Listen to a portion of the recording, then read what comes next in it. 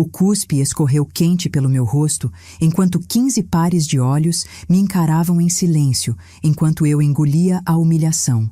Eu estava ali, paralisada na cabeceira da mesa de jantar que eu mesma tinha posto com tanto carinho, sentindo o líquido nojento descer pela minha bochecha esquerda até pingar no colarinho da minha blusa azul clara. A blusa que eu tinha passado 3 vezes naquela manhã porque queria estar impecável para o almoço de domingo. Agora você entende seu lugar, Maria? A voz de Juliana saía arrastada, cheia de desprezo, os lábios retorcidos num sorriso de satisfação enquanto ela cruzava os braços sobre o vestido vermelho caro. Seu lugar é servir e calar a boca. Você é empregada nesta casa, não dona. Meu coração batia tão forte que eu podia ouvir nas orelhas. As mãos tremiam segurando o guardanapo de tecido bordado, aqueles que eu tinha feito à mão para o casamento do meu filho Alberto 5 anos atrás. 5 anos que pareciam uma eternidade de humilhações engolidas, de desrespeitos tolerados, de lágrimas enxugadas em segredo. Do outro lado da mesa, meus 2 netos, Miguel de 7 anos e Sofia de 5, me olhavam com os olhinhos arregalados, assustados. A irmã de Juliana ria baixinho, fingindo tossir atrás da mão. Os sogros dela, o casal Ferreira, desviavam o olhar para os pratos como se nada tivesse acontecido. A cunhada de Alberto, sentada ao meu lado, apertava minha mão por baixo da mesa. E Alberto? Meu filho estava na outra ponta da mesa, de pé agora, com o rosto vermelho e uma expressão que eu nunca tinha visto antes. As mãos dele fechadas em punho, a mandíbula travada, os olhos fixos na esposa com uma intensidade que fazia o ar ficar pesado. Juliana...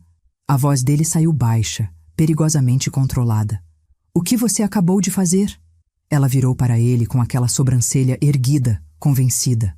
Fiz o que tinha que fazer, Alberto. Sua mãe precisa entender de uma vez por todas que... Mas o que meu filho fez em seguida, ninguém naquela mesa esperava ver. Você já passou por isso? Já se sentiu invisível na própria família? Já engoliu humilhação de gente que deveria te respeitar? Então deixa eu te contar. Essa história que você está prestes a ouvir vai te fazer chorar, vai te fazer sentir raiva, mas no final você vai entender que dignidade não se negocia. E que existem sim filhos que valem a pena. Se você também acredita que mãe se respeita, deixa seu like agora. Se inscreve no canal e ativa o sininho, porque aqui a gente não conta a história de vitimização, a gente conta a história de superação. Agora me acompanha até o final, porque você precisa saber como tudo isso começou. Meu nome é Maria das Graças, tenho 68 anos e durante 43 anos trabalhei como costureira autônoma aqui em São Paulo. Fiz vestidos de noiva, ternos sob medida, reformas, ajustes, tudo o que você imaginar. Minhas mãos sempre foram ágeis com agulha e linha, mesmo agora com as juntas um pouco doloridas da artrose. Fiquei viúva há 15 anos. Foi dia 23 de agosto de 2009. Meu marido Paulo morreu num acidente de carro voltando do trabalho. Naquele dia, Alberto tinha 28 anos e acabava de terminar a faculdade de engenharia civil que eu paguei com o suor do meu rosto. Cada mensalidade daquela universidade custava R$ 2.200. Durante 5 anos, eu paguei direitinho, sem atrasar um mês. Isso dá R$ 132 mil no total. Dinheiro que eu juntei costurando até de madrugada, pegando trabalho extra nos finais de semana, economizando em tudo que podia. Depois que Paulo morreu, vendi nosso apartamento de 2 quartos no Tatuapé por R$ 350 mil.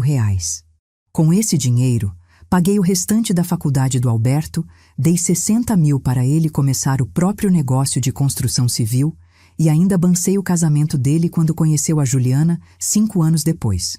O casamento custou R$ 85 mil. Buffet, decoração, vestido da noiva, lua de mel em Cancún, tudo.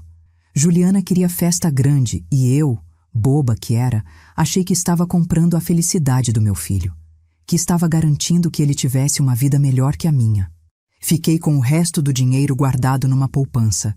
Cerca de R$ 80 mil que eram minha segurança, meu colchão para emergências, meu futuro. Morava num apartamento alugado de um quarto.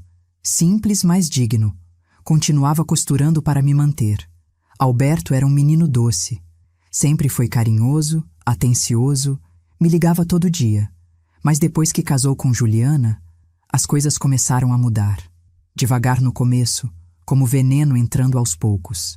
E hoje, naquele domingo 22 de setembro, 5 anos depois do casamento que eu paguei, eu estava ali com o cuspe daquela mulher escorrendo no meu rosto.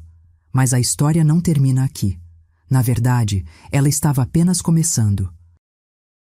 Juliana apareceu na vida do meu filho numa festa de formatura em dezembro de 2014. Ela trabalhava como vendedora numa loja de roupas finas no shopping Iguatemi e tinha aquele jeito. Como eu posso explicar? Aquele jeito de quem nasceu sabendo exatamente o que quer e não liga de pisar em quem estiver no caminho. Na primeira vez que Alberto trouxe ela para me conhecer, eu estava terminando um vestido de festa para uma cliente. Era uma quinta-feira à noite, lá pelas 8 horas. Eles chegaram sem avisar e eu ainda estava com a fita métrica pendurada no pescoço, os óculos de grau para perto na ponta do nariz, cheia de alfinetes na almofadinha de pulso. Mãe, essa é a Juliana. Alberto estava radiante, sorrindo daquele jeito que não via há anos. Os olhos dele brilhavam. Juliana me estendeu a mão com as unhas feitas.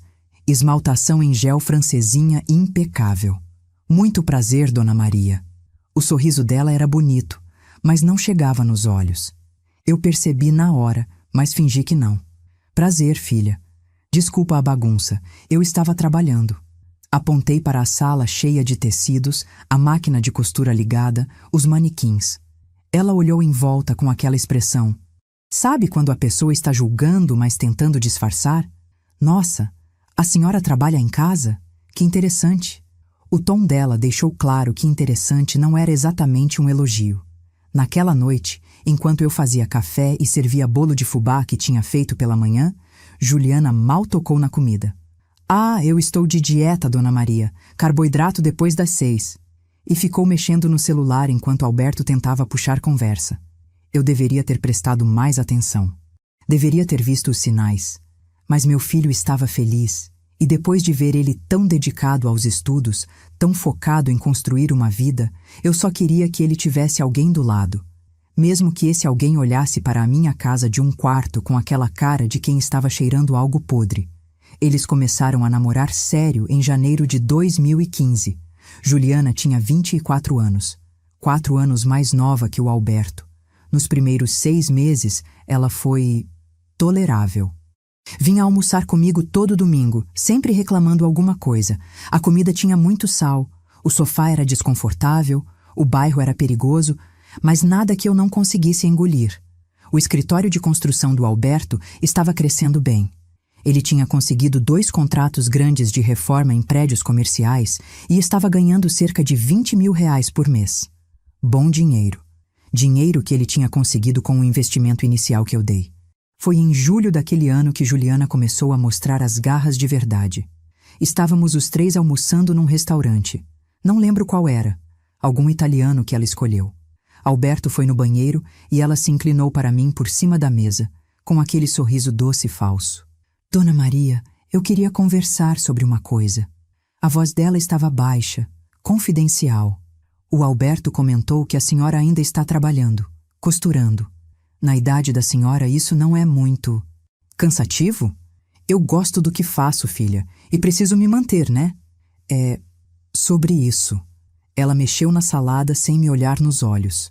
Quando a gente casar, e a gente vai casar logo, talvez fosse melhor a senhora pensar em parar de trabalhar, ficar em casa, descansar, aposentada. Mas eu tenho só 53 anos, Juliana. Não sou aposentada. Eu sei, mas... Agora ela me olhou, e tinha algo frio naqueles olhos castanhos. É que quando tivermos filhos, vai ser estranho para as crianças ver a avó trabalhando igual empregada, sabe? Eu cresci com a minha avó em casa, fazendo tricô, cuidando da gente. Não, costurando roupa dos outros por dinheiro. As palavras dela caíram como gelo na minha barriga. Empregada. Ela tinha dito empregada com tanto nojo na voz. Olha, Juliana, aqui está. Alberto voltou, sorrindo, e ela mudou de cara na mesma hora, pegando na mão dele toda dengosa. Eu não contei nada para o meu filho, primeira vez que engoli, mas ia ter muito mais pela frente. Eles casaram em março de 2016, como eu já contei. Festa de R$ 85 mil que eu paguei inteirinha. Juliana escolheu tudo. O buffet mais caro, decoração com flores importadas, vestido da estilista famosa, lua de mel de 15 dias no Caribe. No dia do casamento, ela estava linda no vestido branco de renda francesa, que custou R$ 22 mil. Eu estava com um vestido azul marinho simples que eu mesma costurei. Gastei R$ 200 em tecido e aviamentos. Durante a festa, a mãe dela, Dona Conceição Ferreira, se aproximou de mim na mesa. Maria, você que pagou tudo isso? Ela apontou para o salão decorado com arranjos de rosas brancas e velas. Paguei sim. Quis dar esse presente para o meu filho. Ela riu. Uma risada baixa, meio irônica. Nossa, que generosidade. Meu marido sempre diz que a gente não deveria gastar com filho depois que cresce, mas... Enfim, cada um com seus critérios, né? Engoli de novo. Segunda vez. Nos primeiros 2 anos de casamento, as coisas foram suportáveis. Alberto me ligava menos, uma vez por semana em vez de todo dia, mas ainda vinha me ver. Juliana sempre encontrava desculpa para não vir junto. Ah, estou cansada. Tenho compromisso com minhas amigas. Vou na casa da minha mãe. Quando ela engravidou do Miguel em 2017, achei que as coisas iam melhorar. Pensei, agora ela vai precisar de mim. Vai ver que família é importante. Eu estava tão errada. Na festa do chá de bebê, que eu ajudei a pagar, mais R$ 15 mil, Juliana me apresentou para as amigas dela como a sogra do Alberto que trabalha com costura. Não minha sogra. Não a Maria. A sogra do Alberto. Como se eu fosse propriedade dele, não uma pessoa com nome. E tinha mais. Ela sempre fazia questão de mencionar que eu ainda trabalhava, com aquele tom de pena misturado com vergonha. As amigas dela, todas bem vestidas, bem casadas, com unhas feitas, me olhavam com aquela expressão educada mais distante. Terceira vez que engoli. Miguel nasceu em agosto de 2017. Eu estava na sala de espera do hospital, nervosa, rezando para tudo dar certo. Quando Alberto saiu para avisar que tinha nascido e estava tudo bem, eu chorei de alívio. Posso ver meu neto? Claro, mãe, vem! Mas quando chegamos no quarto, Juliana estava na cama com o bebê nos braços e tinha pelo menos 10 pessoas lá, os pais dela, a irmã, os avós, as amigas. Ela me viu e franziu a testa. Alberto, está muito cheio aqui. Sua mãe pode voltar amanhã? Mas mãe veio de longe, amor. Ela só quer conhecer o netinho. Juliana suspirou, daquele jeito dramático. Tá bom, mais rápido. Eu estou exausta. Fiquei 5 minutos. 5 minutos para conhecer meu primeiro neto. Segurei ele rapidinho, dei um beijo na testinha dele e saí. Na sala de espera, sentei e chorei baixinho enquanto esperava o ônibus. 4ª vez. Os anos seguintes foram uma escalada lenta de humilhações pequenas que iam se somando. Juliana nunca me chamava pelo nome. Era sempre a sogra, ela ou sua mãe, quando falava com Alberto. Nunca me convidava para os aniversários dela ou de família dela. Quando eu ligava para falar com os netos, ela sempre dizia que eles estavam ocupados, dormindo, ou não podiam atender. Alberto comprou uma casa em Alphaville em 2019.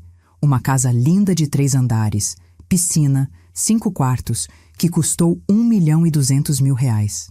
O negócio dele tinha explodido. Ele estava ganhando muito bem. Fui convidada para o jantar de inauguração. Cheguei com um presente, um jogo de toalhas de mesa bordadas à mão que levei 2 meses fazendo. Trabalho delicado, com flores e passarinhos, linha de seda importada.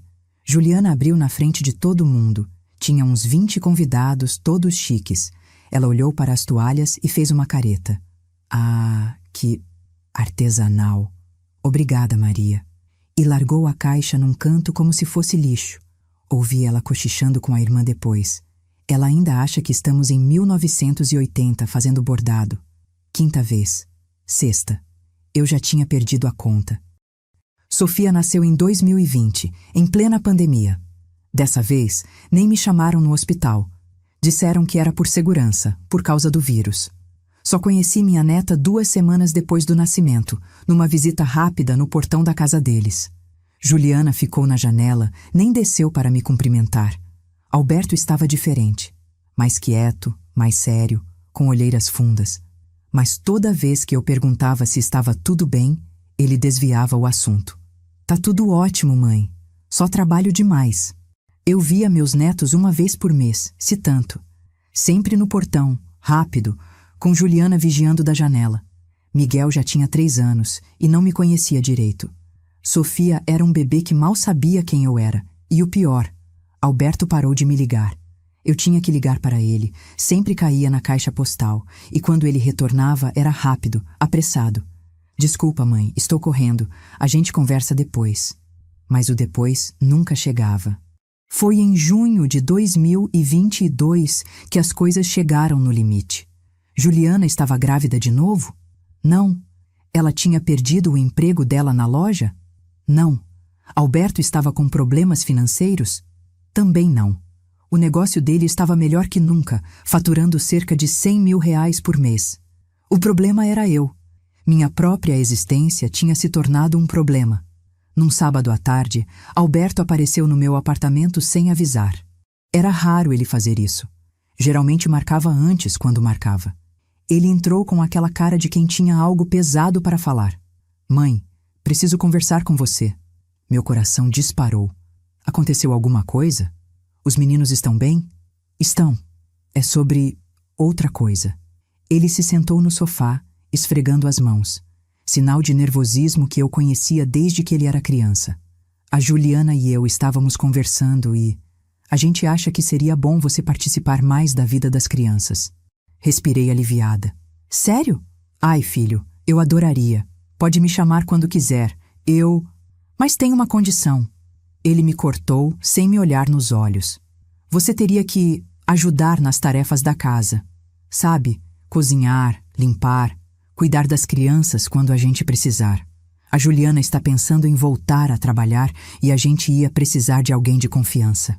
O chão sumiu debaixo dos meus pés. Espera, você está me pedindo para ser empregada na sua casa? Não é empregada, mãe. É ajuda familiar. A avó que cuida dos netos. E a gente não ia te pagar, mas você economizaria o aluguel porque moraria lá com a gente. Alberto? Minha voz saiu tremendo. Eu ainda trabalho. Eu tenho minhas clientes, minha costura. Não posso simplesmente largar tudo para... Você tem 63 anos, mãe. Agora ele me olhou, e tinha algo duro naquele olhar que eu nunca tinha visto.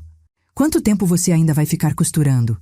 Não seria melhor ficar com a família, ter uma casa grande, boa comida, segurança? Mas eu teria que largar minha vida. Que vida, mãe? As palavras dele caíram como pedras. Morar sozinha nesse apartamento pequeno, trabalhando que nem escrava? A Juliana está te oferecendo uma oportunidade. Uma chance de fazer parte da família de verdade.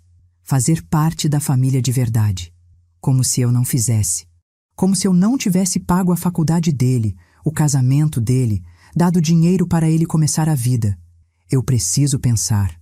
A gente precisa de uma resposta até semana que vem. Tem outras pessoas que poderiam morar lá e ajudar se você não quiser. Ele foi embora. Me deixou ali, sentada no sofá, com o mundo desmoronando. Chorei a noite inteira. Não dormi. Fiquei olhando para o teto, pensando em tudo que eu tinha sacrificado, em todas as humilhações que tinha engolido, em todas as vezes que tinha ficado quieta para não criar problema. E agora queriam que eu fosse empregada deles. Que eu abrisse mão da minha independência, do meu trabalho, da minha dignidade. No domingo seguinte, liguei para o Alberto e disse que não. Que eu agradecia a oferta, mas que ia continuar vivendo minha vida. Ele ficou em silêncio por uns segundos. Depois, a Juliana vai ficar decepcionada. Ela realmente queria que você fizesse parte da família. Eu sempre fiz parte da família, Alberto, desde o dia que você nasceu. Tudo bem, mãe, se é assim que você quer. E desligou. Aquilo foi em julho. Durante 2 meses, ele não me ligou. Nem uma vez. Não atendeu minhas ligações. Não respondeu mensagens. Era como se eu tivesse morrido. Em setembro, recebi uma mensagem de Juliana.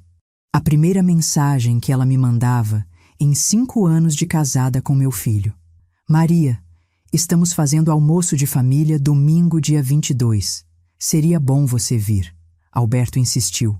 Não tinha carinho, não tinha sogra, não tinha querida, não tinha nada. Só meu nome seco e o recado. Mas era meu filho pedindo. Meu filho que não falava comigo há 2 meses. Então eu respondi que ia. No sábado, passei a blusa azul clara 3 vezes até ficar perfeita. Escolhi uma calça preta social. Prendi o cabelo num coque elegante. Coloquei o colar de pérolas falsas que minha mãe tinha me dado. Minha herança dela. Domingo, dia 22 de setembro de 2024. O dia que mudaria tudo. Cheguei na casa deles 12:00 em ponto.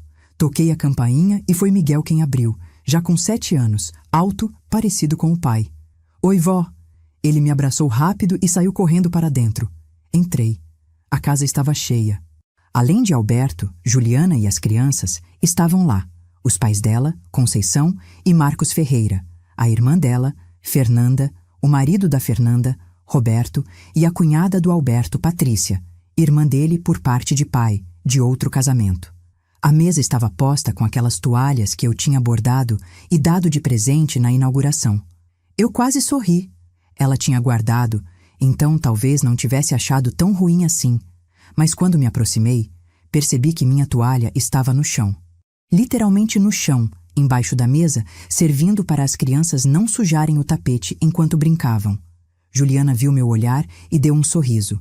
Ah, a toalha bordada estava guardada, mas os meninos derrubaram suco na toalha boa e eu precisei improvisar algo para proteger o carpete. Sua toalha é perfeita para isso, artesanal, resistente. Engoli. De novo, sempre engolindo. Maria, senta ali. Ela apontou para uma cadeira no canto da mesa. A pior posição não dava para ver direito. Estava espremida entre a parede e o aparador. Me sentei. Alberto estava na outra ponta, conversando com o sogro sobre negócios. Nem olhou para mim. O almoço começou. Tinha lasanha, salada, farofa, arroz, feijão tropeiro. Comida cara, bem feita. A empregada deles, uma senhora chamada Joana, serviu todo mundo. Quando chegou minha vez, Juliana fez um gesto. Joana, deixa. Ela pode se servir sozinha.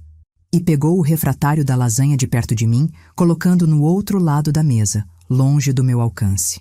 Patrícia, ao meu lado, percebeu e empurrou o prato de salada para mim.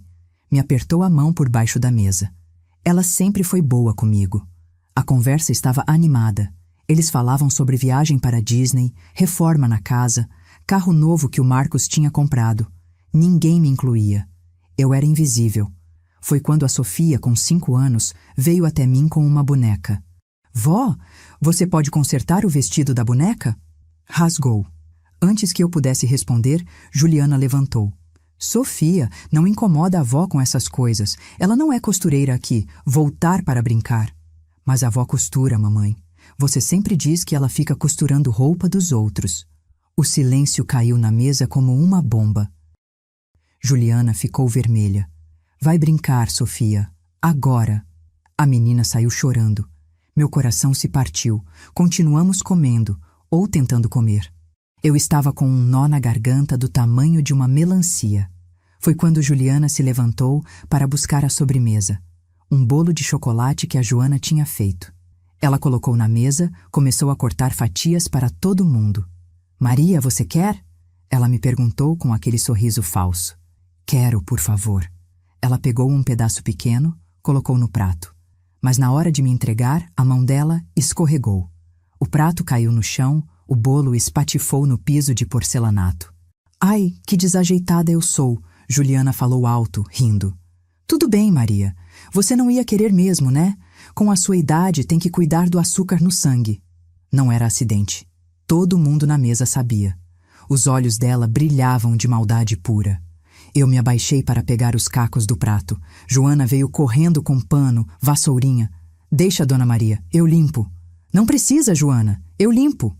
Juliana se abaixou também, mas em vez de ajudar, ela olhou para mim bem de perto e sussurrou baixinho, só para eu ouvir. Você devia estar acostumada a limpar sujeira dos outros, né? Levantei, voltei para a cadeira, as mãos tremendo, o coração martelando no peito. O almoço continuou. Eles comiam bolo, conversavam, riam. Eu estava ali, mas não estava. Invisível. Menos que nada. Foi quando Marcos Ferreira, o sogro dela, começou a falar sobre sogra dele, que tinha morrido ano passado. Graças a Deus aquela mulher foi. Só dava trabalho. Ficava querendo palpitar em tudo, se metendo onde não era chamada. Quando morreu foi um alívio. Conceição riu. É verdade. Sogra boa é sogra longe. Ou melhor ainda, sogra morta. Eles riram. Todos riram. Até Juliana. Eu olhei para o Alberto. Meu filho. Meu único filho. Esperando que ele falasse alguma coisa, que defendesse, que dissesse que aquilo não era certo. Mas ele estava olhando para o prato. Em silêncio. Covarde. Juliana então se levantou, veio até onde eu estava. Pegou o meu copo de suco de laranja, o único copo de suco que tinha na mesa. O resto era vinho ou refrigerante. Maria, deixa eu pegar seu copo. Você nem bebeu nada. Ela pegou o copo da minha frente. E então, devagar, com todo mundo olhando, ela despejou o suco no chão. De propósito, o líquido alaranjado se espalhando no porcelanato claro. Ops, escorregou de novo. O sorriso dela era de demônio. Eu levantei da cadeira. Juliana, o que... Senta, Maria, senta aí e fica quieta. A voz dela saiu dura, cortante. Mas eu não sentei. Fiquei de pé, tremendo, as lágrimas queimando nos olhos. Foi quando ela fez, o gesto que mudaria tudo. Juliana juntou saliva na boca e cuspiu na minha cara. O cuspe quente, nojento, escorreu do meu olho direito até o queixo. A mesa inteira congelou. Ninguém respirou. Agora você entende seu lugar, Maria? A voz dela saía arrastada, tranquila, como se estivesse comentando o tempo. Seu lugar é servir e calar a boca. Você é empregada nesta casa, não dona. Você é nada.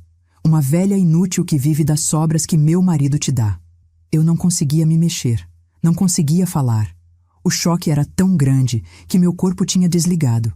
Foi quando ouvi a cadeira sendo arrastada violentamente. Alberto tinha levantado.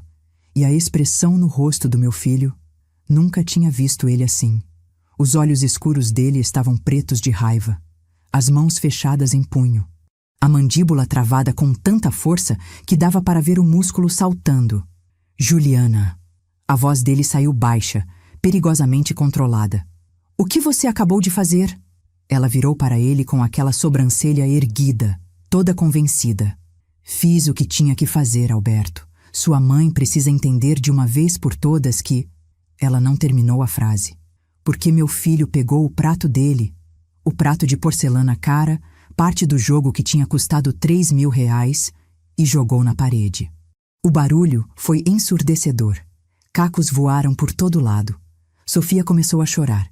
Miguel correu para o quarto, e Alberto olhou para Juliana com um ódio que eu nunca pensei que existisse dentro dele. Limpa o cuspe da minha mãe. Agora. A sala inteira ficou em choque. Marcos tentou se levantar. Calma, Alberto. Vamos conversar. Senta! Alberto rugiu e o homem sentou de volta, branco. Ninguém se mexe, ninguém fala, ninguém sai daqui até isso ser resolvido. Ele caminhou até Juliana, que tinha recuado, de olhos arregalados. Pela primeira vez desde que eu conhecia aquela mulher, ela estava com medo. Você... A voz dele tremeu.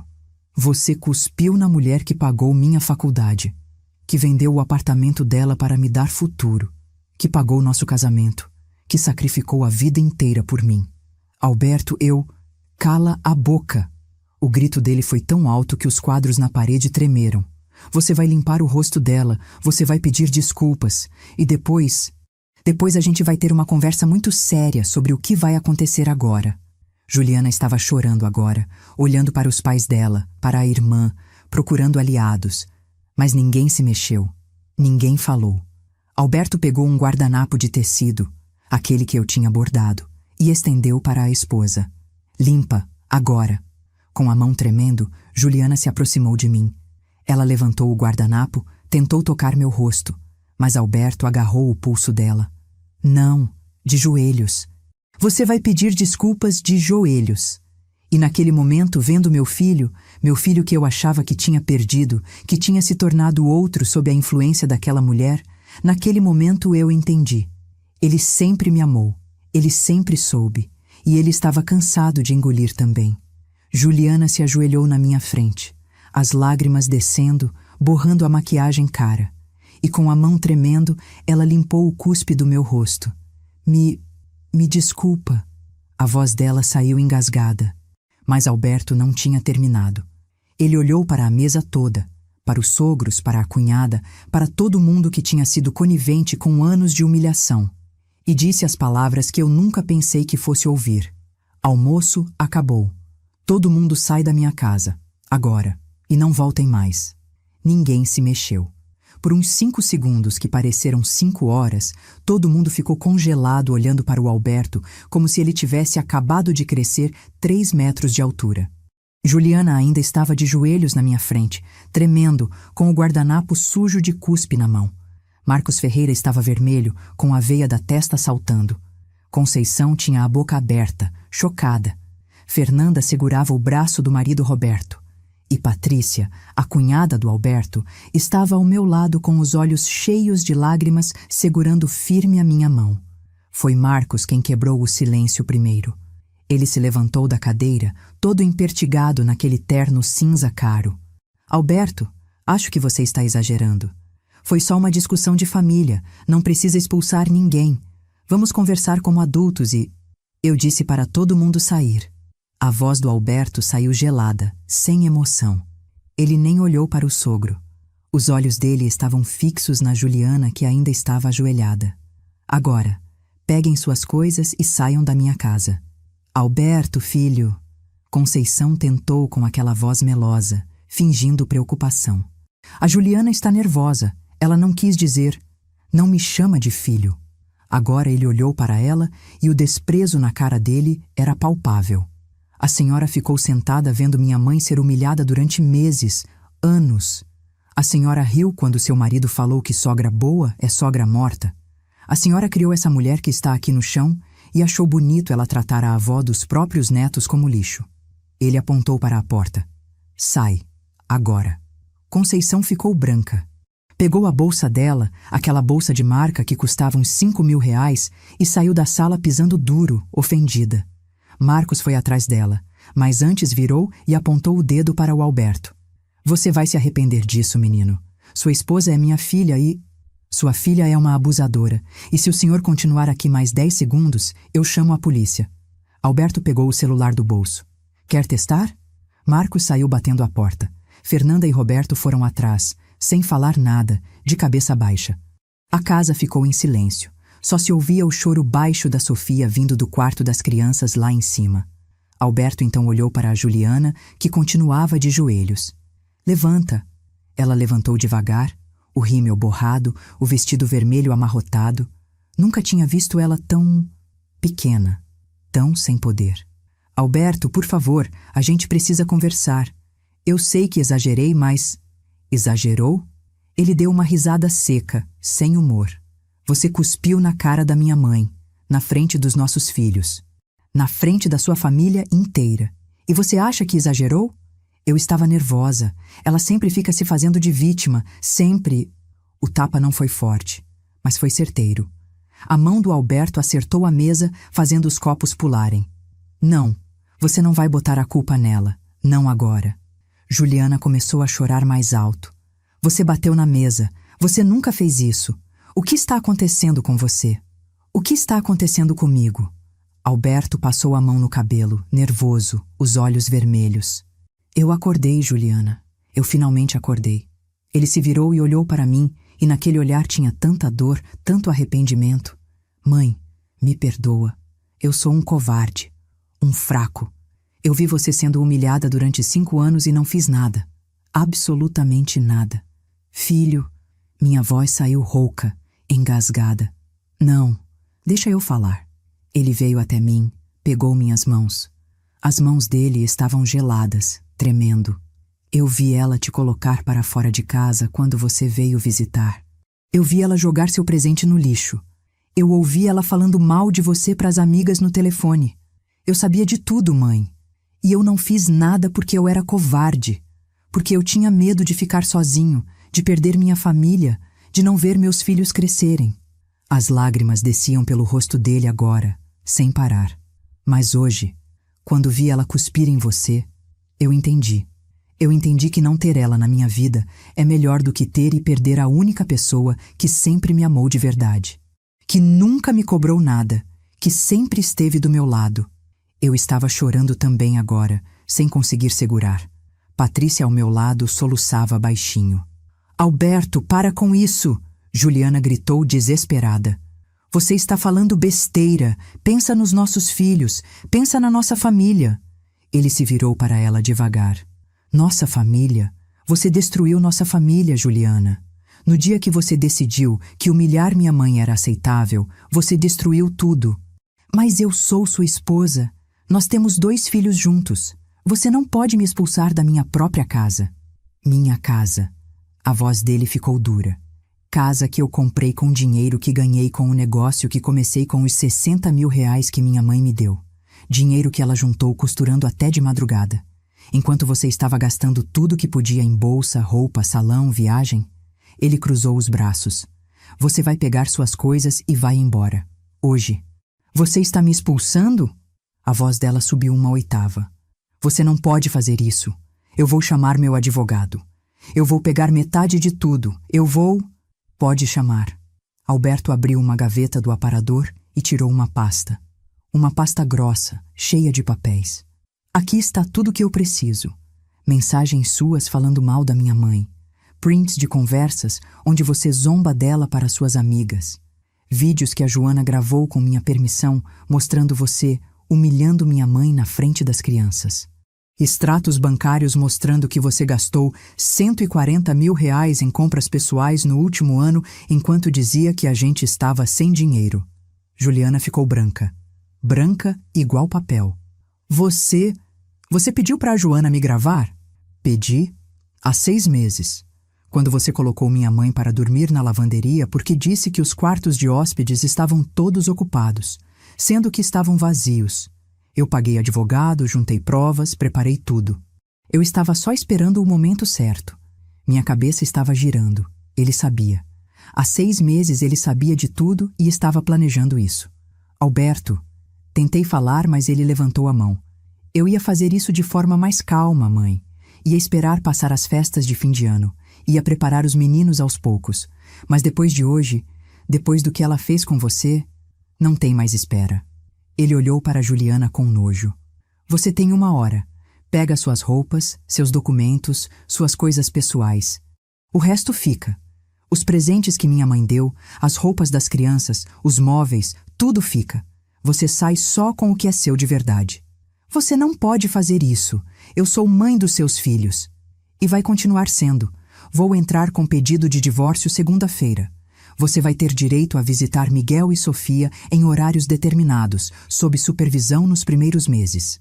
Vou pedir a guarda integral deles porque tenho provas de negligência emocional e abuso psicológico.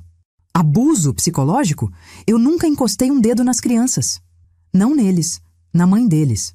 Alberto apontou para mim. Você fez nossos filhos testemunharem agressão verbal e física contra a avó deles. Você ensinou minha filha de 5 anos que é normal tratar idoso como lixo. Você criou um ambiente tóxico onde humilhar família é aceitável. Ele respirou fundo. Nenhum juiz vai te dar guarda integral com essas provas. No máximo, visitas supervisionadas. Juliana caiu no chão de joelhos de novo, mas dessa vez não era por ordem. Era porque as pernas dela tinham falhado. Ela estava soluçando, agarrando a barra da calça dele. Alberto, por favor, eu te amo. Eu erro, eu sei que erro, mas eu posso mudar. Eu prometo, eu vou tratar sua mãe bem, eu vou ser diferente, Você não me ama. A voz dele ficou mais baixa, mais triste. Você ama o que eu represento. A casa grande, o dinheiro, o status. Mas eu? O homem que trabalha 60 horas por semana para sustentar seu estilo de vida? O filho da costureira? Você nunca me amou de verdade. Ele se abaixou, soltou os dedos dela da calça dele com cuidado. Levanta, Juliana.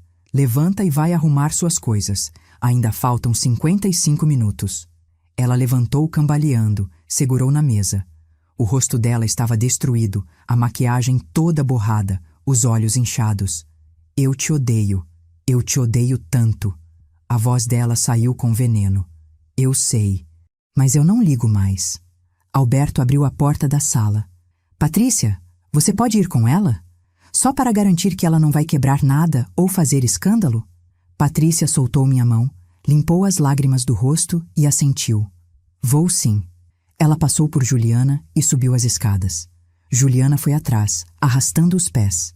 Quando elas sumiram, Alberto se virou para mim e desabou.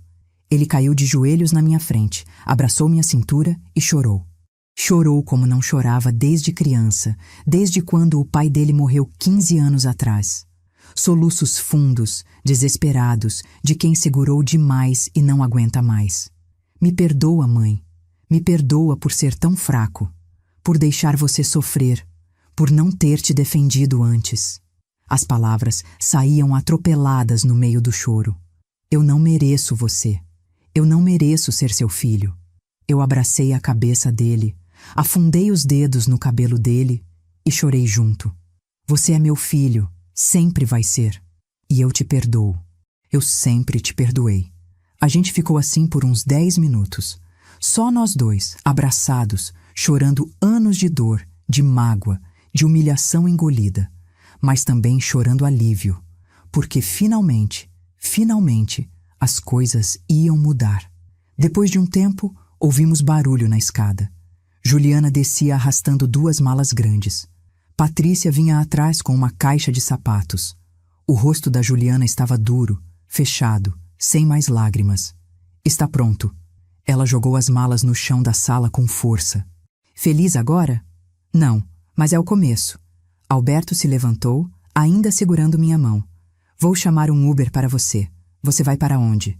Para a casa dos meus pais. Onde mais eu iria? Ótimo. Segunda-feira você vai receber a citação do divórcio. Pega um advogado bom. Vai precisar. Ela pegou as malas, a bolsa e caminhou até a porta. Mas antes de sair, virou e olhou para mim. E naquele olhar tinha tanto ódio que eu senti um frio na espinha. Você venceu, Maria. Parabéns. Você destruiu meu casamento. Não. Alberto falou antes que eu pudesse responder. Você destruiu seu casamento no dia que decidiu que minha mãe não merecia respeito. No dia que cuspiu nela. Você fez isso sozinha. Juliana saiu batendo a porta. O Uber já estava esperando lá fora. A gente viu pela janela ela entrando no carro com as malas, sem olhar para trás. E quando o carro sumiu na rua, eu senti algo que não sentia há 5 anos. Paz. Os dias seguintes foram uma confusão. Alberto contratou um advogado de divórcio, o Dr. Henrique Campos, um homem sério de uns 50 anos que já tinha lidado com casos parecidos. Ele explicou que com as provas que o Alberto tinha juntado, mensagens, vídeos, extratos bancários, as chances de conseguir a guarda integral das crianças eram grandes. Abuso psicológico contra familiar idoso na frente de menores é gravíssimo. Dr. Henrique explicou numa reunião no escritório dele. Além disso, os gastos excessivos dela com dinheiro da família enquanto alegava dificuldades financeiras demonstra irresponsabilidade. O juiz vai ver com bons olhos sua decisão de proteger as crianças desse ambiente. Juliana tentou contra-atacar. Ela contratou um advogado também, o Dr. Paulo Mendes, conhecido por ser agressivo. Eles entraram com pedido de pensão alimentícia de R$20 mil por mês, alegando que Juliana tinha se acostumado a um padrão de vida alto e precisava manter. Dr. Henrique riu quando viu o pedido. 20 mil? Ela acha que é quem? Vamos mostrar para o juiz quanto ela gastava por mês em futilidades, enquanto a sogra morava num apartamento alugado e continuava trabalhando aos 68 anos. No dia da primeira audiência, 3 semanas depois, eu fui junto com o Alberto. A gente entrou no fórum de Alphaville às 9 da manhã. Juliana estava lá com os pais dela e o advogado. Ela estava diferente, mais magra, olheiras fundas, o cabelo sem o brilho de antes. Quando me viu, desviou o olhar. A audiência durou 2 horas. O juiz, Dr. Márcio Fernandes, um senhor de cabelo grisalho e óculos de aro grosso, ouviu os dois lados. Quando o Dr. Henrique apresentou os vídeos da Joana mostrando Juliana humilhando a mim na frente das crianças, o juiz franziu a testa. Isso foi gravado com permissão do senhor Alberto? Ele perguntou. Foi, Excelência. A empregada trabalhava para ele e ele tinha o direito de monitorar o que acontecia na casa dele. O juiz assistiu. No vídeo, dava para ver Juliana mandando eu limpar o chão porque tinha derrubado água de propósito. Miguel, com 6 anos na época, perguntou por que a vovó estava de joelhos limpando. Juliana respondeu. Porque é o trabalho dela, filho. Vovó serve a gente. O juiz tirou os óculos, limpou devagar. Doutora Paula, ele se dirigiu à advogada da Juliana, porque o doutor Paulo tinha mandado a sócia dele. A senhora tem algo a dizer sobre isso? Ela engoliu seco. Excelência, minha cliente estava num momento de estresse. Ela... Estresse não justifica abuso. O juiz cortou. Principalmente abuso contra idoso, que é crime previsto no Estatuto do Idoso. Ele olhou para Juliana. A senhora tem noção da gravidade do que fez? Juliana estava chorando. Eu errei, Excelência. Eu sei que errei. Mas eu amo meus filhos. Eu não posso ficar sem eles. A senhora deveria ter pensado nisso antes. O juiz bateu o martelo. Guarda provisória fica com o pai. Visitação supervisionada para a mãe, 2 vezes por semana, 2 horas cada, sob acompanhamento de psicóloga do fórum. Pensão alimentícia fixada em R$5.000 até decisão final do divórcio. Próxima audiência em 60 dias. Juliana saiu dali destruída. Os pais dela estavam furiosos, ameaçando entrar com recursos, mas Dr. Henrique só sorriu. Podem tentar, não vai mudar nada. Quando a gente saiu do fórum, Alberto me abraçou forte. Acabou, mãe, acabou. Mas ainda não tinha acabado completamente. 2 semanas depois, Conceição e Marcos apareceram na casa do Alberto sem avisar. Era um sábado à tarde. Eu estava lá ajudando o Alberto a reorganizar alguns cômodos. Miguel e Sofia estavam brincando no quintal. Quando a campainha tocou e o Alberto viu quem era pelo interfone, ele suspirou. O que eles querem agora? Abriu o portão.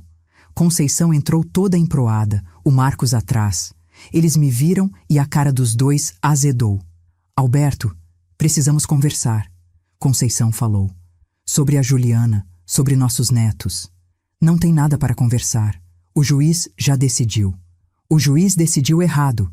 Marcos bateu o punho na mesa. Minha filha não é abusadora. Ela é uma boa mãe. Boa mãe não ensina os filhos a desrespeitar idoso. Alberto cruzou os braços. Boa mãe não cospe na cara da avó das crianças. Isso foi um momento de fraqueza. Todo mundo erra. Errar é esquecer um aniversário. Errar é falar algo ríspido sem querer. Cuspir na cara de alguém é maldade pura. Alberto apontou para a porta. Vocês não são bem-vindos aqui. Podem ir embora. Conceição então mudou de tática. Ela se virou para mim com aquela cara de falsa preocupação. Maria, pelo amor de Deus, você é mãe. Você sabe o que é amar um filho. Não faz isso com a Juliana. Não tira os filhos dela. Eu olhei para aquela mulher que tinha rido quando o marido dela disse que sogra boa é sogra morta. Que tinha ficado em silêncio vendo a filha me humilhar. Que nunca, em 5 anos, tinha me tratado com um pingo de respeito. Conceição, falei, e minha voz saiu mais firme que eu esperava. Eu não estou tirando nada de ninguém. Sua filha perdeu o direito de estar perto dos meus netos quando escolheu fazer deles testemunhas de abuso. Quando mostrou para eles que é normal tratar família igual lixo. Eu estou protegendo Miguel e Sofia de crescerem achando que esse comportamento é aceitável. Você está envenenando meu filho contra minha filha, ela gritou, perdendo a compostura. Não, sua filha fez isso sozinha. Eu me levantei, olhei ela nos olhos. Durante 5 anos eu engoli humilhação calada porque não queria criar problema, porque achava que a felicidade do meu filho era mais importante que minha dignidade. Mas não é. E eu não vou ficar quieta mais.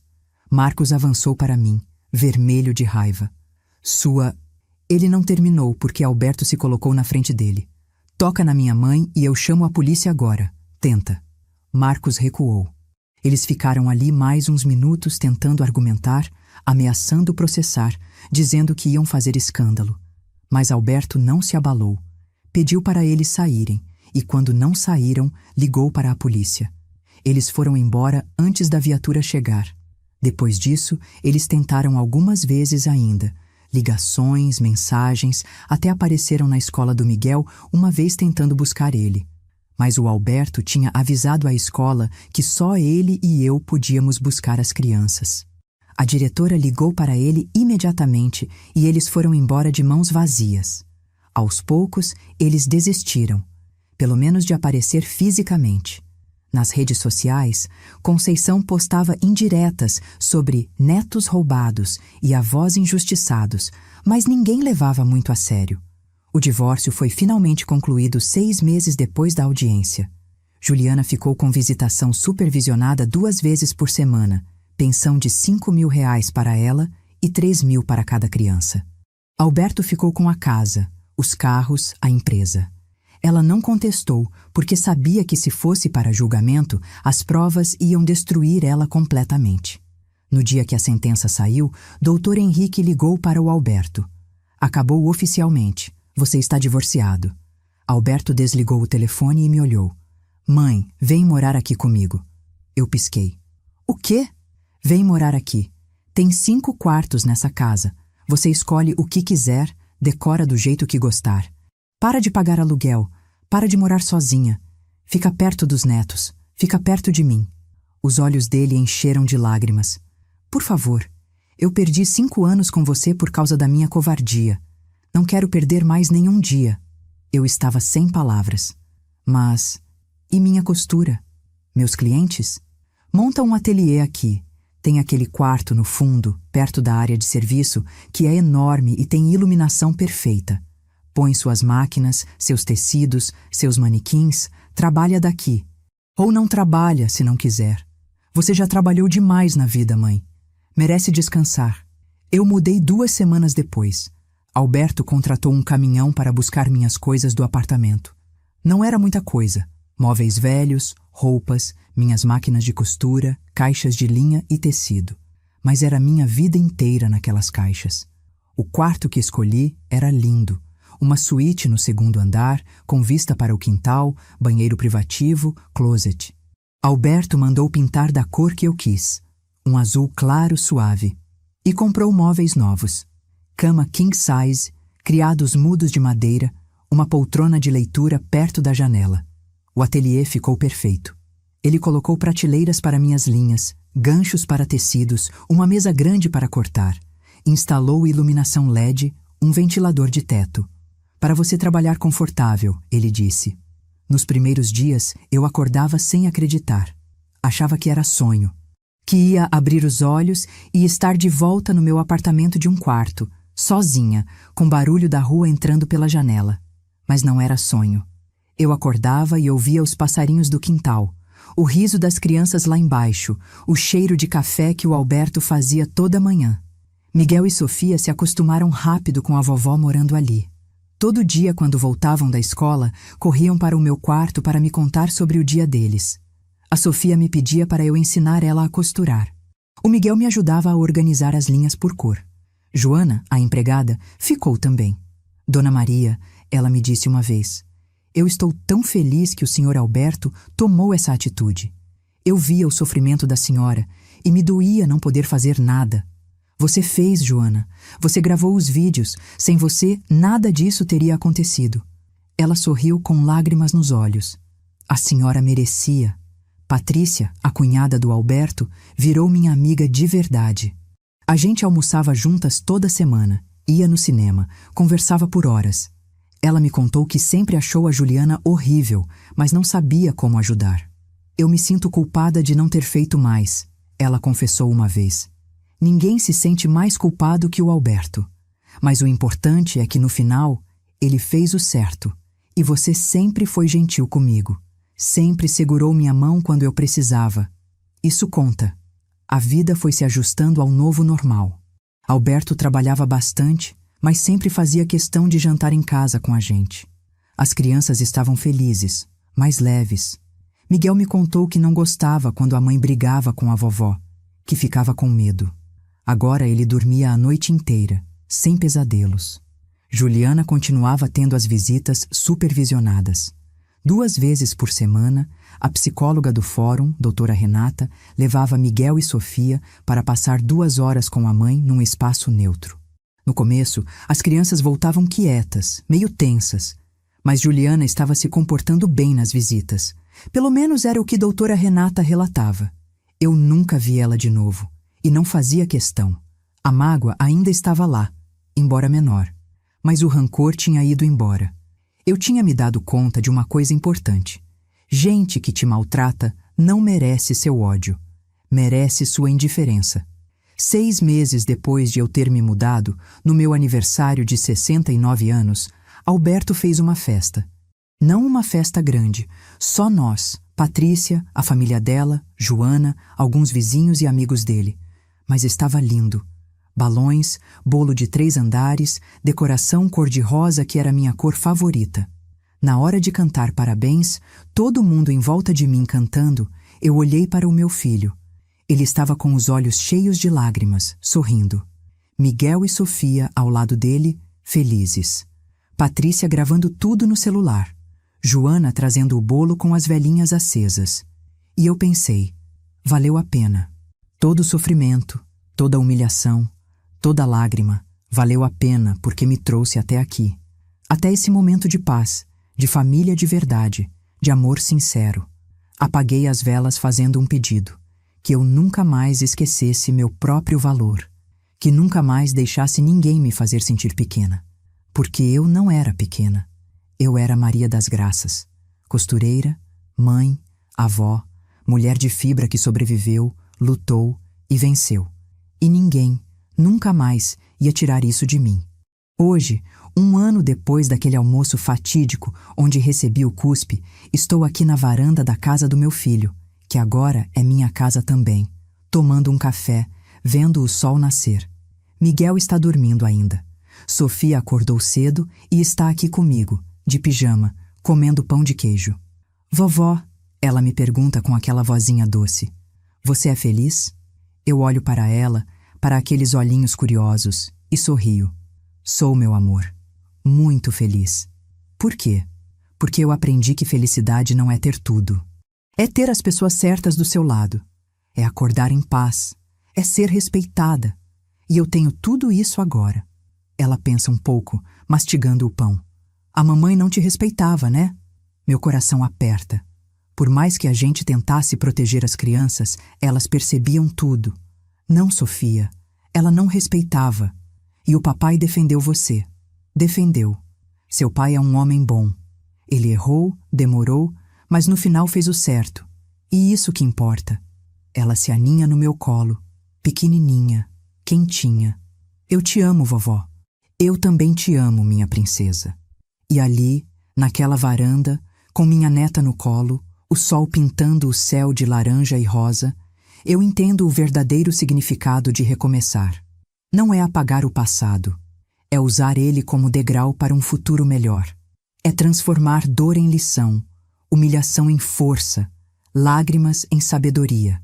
Eu passei 68 anos aprendendo a me curvar, a engolir, a me fazer pequena para caber no espaço que outros me davam. Mas agora, aos 69, eu finalmente aprendi a coisa mais importante de todas. Eu não preciso me encaixar em nenhum espaço.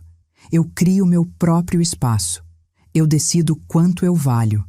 E qualquer um que não enxergar esse valor não merece fazer parte da minha vida. Juliana me fez um favor no fim das contas. Ela me ensinou o que eu não quero ser. Me ensinou que dignidade não se negocia. Me ensinou que é melhor estar sozinha do que mal acompanhada. E me deu a oportunidade de ver meu filho se transformar no homem que eu sempre soube que ele poderia ser. Às vezes eu ainda penso naquele dia, no cuspe escorrendo pelo meu rosto, na humilhação queimando na garganta, no silêncio pesado da mesa. Mas agora eu penso diferente. Não com raiva, não com mágoa, com gratidão. Porque foi ali, naquele momento horrível, que tudo mudou. Foi ali que meu filho acordou. Foi ali que nossa história de verdade começou. Então, se você que está ouvindo isso agora está passando por algo parecido, se você está sendo desrespeitada, humilhada, tratada como menos do que você é, eu quero que você saiba uma coisa: não é culpa sua. Você não precisa aceitar. Você não precisa engolir. E você merece coisa melhor. Não importa a sua idade. Não importa quanto você já deu. Não importa quanto você ama. Ninguém, absolutamente ninguém, tem o direito de tirar sua dignidade. E se as pessoas que deveriam te amar não te respeitam, talvez seja a hora de repensar se elas merecem fazer parte da sua vida. Porque família de verdade não é só sangue, é respeito, é amor de verdade. É olhar nos olhos e enxergar valor. Levanta a cabeça, enxuga as lágrimas. E lembra, você sobreviveu coisas piores. Você é mais forte do que imagina, e sua história não termina com humilhação. Ela termina com dignidade recuperada, com amor verdadeiro, com a paz que vem de saber seu próprio valor. E se ninguém mais acredita em você, eu acredito. Porque eu passei por isso. Eu sobrevivi, eu venci, e você também vai vencer. Agora me conta, onde você está assistindo? De que cidade? De que estado? Deixa aqui nos comentários porque eu quero saber que essa mensagem chegou em você, que você não está sozinha, que tem muita gente passando pela mesma coisa e que juntas a gente se fortalece. E se essa história te tocou de alguma forma, se você conhece alguém que precisa ouvir isso, compartilha. Dá like, se inscreve no canal e ativa o sininho porque aqui a gente não glamoriza sofrimento. A gente conta histórias de superação, de gente que caiu, mas levantou, de gente que perdeu, mas encontrou algo melhor. Porque no final, não importa quantas vezes você cai, importa quantas vezes você levanta. E eu, Maria das Graças, estou aqui de pé, mais forte, mais digna, mais feliz do que nunca. E você também vai estar. Até a próxima história. E lembra, você vale muito. Nunca esqueça disso.